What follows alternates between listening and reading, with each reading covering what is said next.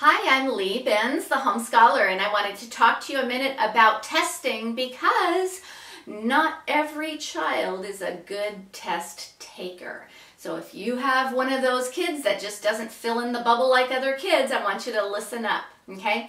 Currently, there are about 500 colleges that do not require tests like the SAT or the ACT. So one thing that you can do with a poor test taker is to search for those schools that don't require the SAT or the ACT. The other thing that you can do is to come up with some other outside documentation instead of tests that might show that your child knows what they know. You could provide a long portfolio explaining all your courses in detail. You could have your child take some community college courses where they're actually demonstrating their ability to do college work by, doing college work. That can be very helpful.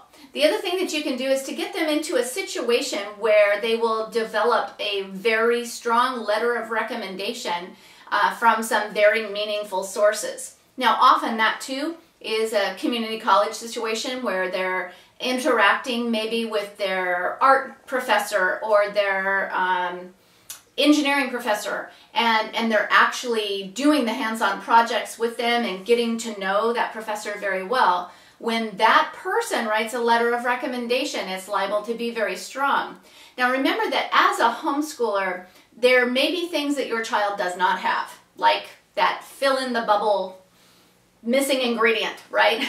But what your child does have and can develop is a strong work ethic, good socialization skills, character qualities. Those are very important pieces that colleges are also looking for. So if you can demonstrate those pieces in the absence of fill-in-the-bubble testing, then often you'll be able to convince the colleges that you're worth college admission and scholarships.